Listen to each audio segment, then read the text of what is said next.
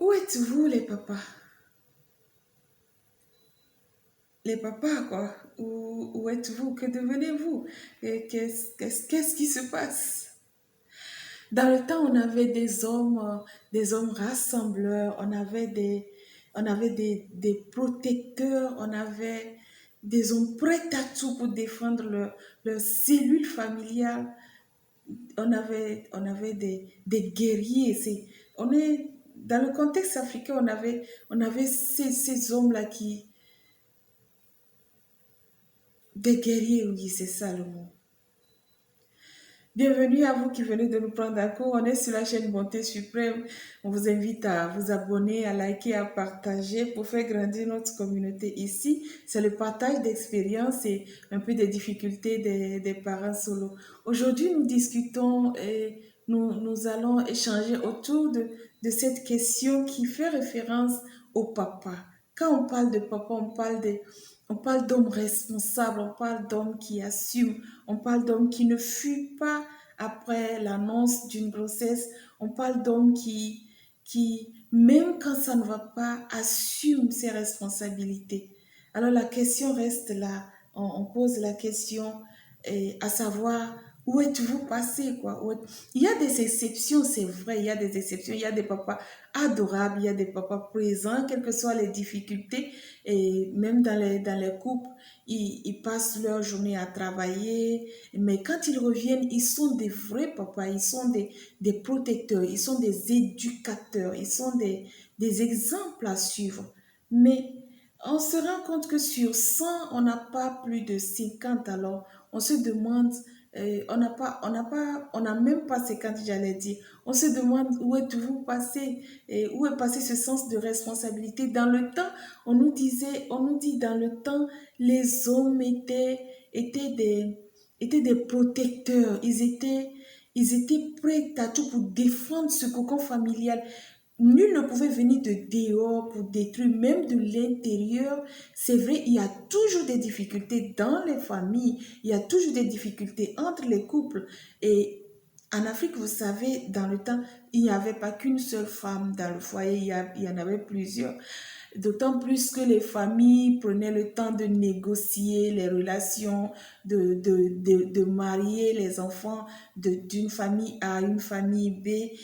Ça fait que il y avait un petit peu de sérieux. Est-ce que aujourd'hui c'est parce que nous avons la possibilité, nous avons ce libre choix là d'aller avec qui nous voulons, de choisir qui nous voulons, de quand on veut, où on veut, qu'il n'y a plus de sérieux. Je comprends pas. Êtes-vous devenus que des géniteurs et non des pères et non des papas?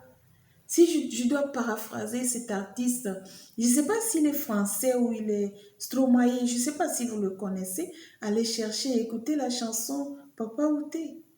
Parce que c'est un truc qui revient, c'est un truc qui est trop fréquent, c'est un truc, on est fatigué de voir, les prisons sont trop remplies, on n'en a plus besoin. Ces enfants-là que vous laissez tomber, les femmes sont fatiguées, elles ont besoin de votre soutien, ne serait-ce que le soutien moral, le soutien aussi financier, parce que les enfants, ils ont besoin des deux parents. Dieu n'est pas bête quand il met deux personnes pour donner vie et pour éduquer. Il n'est pas bête, il n'est pas, je sais pas quoi c'est. Il le fait parce que c'est ce qui doit se faire. Je ne sais pas en quel Dieu nous croyons tous, mais où êtes-vous? Que devenez-vous? Pourquoi est-ce que vous disparaissez? Pourquoi est-ce que vous prenez la clé des champs quand ça devient sérieux? Est-ce que maintenant l'Afrique est-ce que maintenant en Afrique les femmes doivent prendre la place des hommes? C'est-à-dire elles jouent le rôle des hommes, elles jouent le rôle de ces hommes responsables, de ces éducateurs, de ces responsables. C'est déjà dit. Est-ce que c'est la femme qui doit prendre, qui doit jouer ce rôle aujourd'hui? Où êtes-vous? Que devenez-vous? Pourquoi? Pourquoi on n'arrive pas à comprendre. On pose la question parce que il y a des situations qui se passent et qu'on ne trouve pas de solution, on ne trouve pas de réponse à ces petits trucs-là. Mais est-ce qu'une prise de conscience, réveillons-nous un peu. On se rend compte que tout le monde sait comment on fait des bébés, mais personne ne sait comment on fait des papas. Comme le dit Stromae dans sa chanson. Tout le monde sait comment on fait des bébés, mais personne ne sait comment on fait des papas. Et c'est vrai que c'est vice-versa. Parfois, il y a aussi des femmes qui disparaissent, mais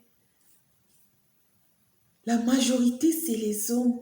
Ah, je suis tombée enceinte et il m'a laissé tomber, il a disparu parce que je ne suis pas, selon lui, la femme qui doit faire partie de sa vie. Et on n'avait pas pensé à ça avant de se mettre ensemble. On n'avait pas pensé, c'est-à-dire on ne pense généralement pas à ces trucs qui sont aussi importants avant de se mettre ensemble.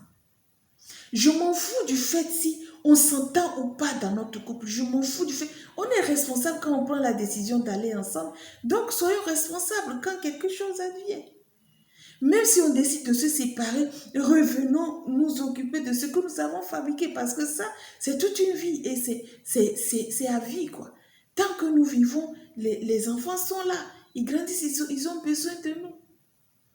Est-ce que nous ne sommes pas fatigués? La question revient, nous ne sommes pas fatigués de trouver des enfants dans les rues qui n'ont même pas où dormir, quoi manger, comment s'habiller, de trouver des femmes qui sont obligées de faire des trucs pas possibles et sont obligées de se rabaisser jusqu'en dessous de la moyenne pour subvenir aux besoins de ces enfants-là qui sont à leur seule responsabilité. Et quand elles reviennent, c'est le poids c'est le dégoût, et les enfants n'ont pas la joie à la maison parce que elle, elle, elle n'est pas fière d'elle. Les enfants non plus ne sont pas heureux parce qu'ils regardent autour d'eux et c'est pas la vie qu'ils attendent. Ils ne nous ont pas demandé ça. Ils ne nous ont pas demandé à venir. Quand on s'occupe des enfants qu'on fabrique, c'est une grâce, c'est une bénédiction, c'est Dieu n'est pas fou quand il nous... Tu es responsable, alors assume quoi. Assumons où êtes-vous passé. Revenez, faites... Ça ne coûte rien de se racheter. Ça ne coûte rien, c'est pas... Je pense que ça ne coûte rien, sincèrement. Réveillons-nous, faisons évoluer un peu notre communauté. Je le redis, les prisons sont assez pleines. Les rues sont débordées de délinquants. On n'en a plus besoin. Si on se réveille un peu, on peut rattraper, La génération future doit être fière de nous, les parents. On n'est pas fatigués. En tout cas, moi, je suis fatiguée. Fatiguée de voir des femmes gémir, fatiguée de voir des enfants devenir des mendiants, devenir des délinquants. On est fatigué. Revenez, assumez, et ça ne coûte rien. À ceux qui viennent de nous découvrir, n'oubliez pas de vous abonner, de liker, de partager. Prenez bien soin de vous et à toutes ces mamans, force à vous et force à tous ceux-là qui luttent pour le bien-être des enfants quelque part en Afrique ou dans le monde. Et prenez bien soin de vous, passez une excellente journée.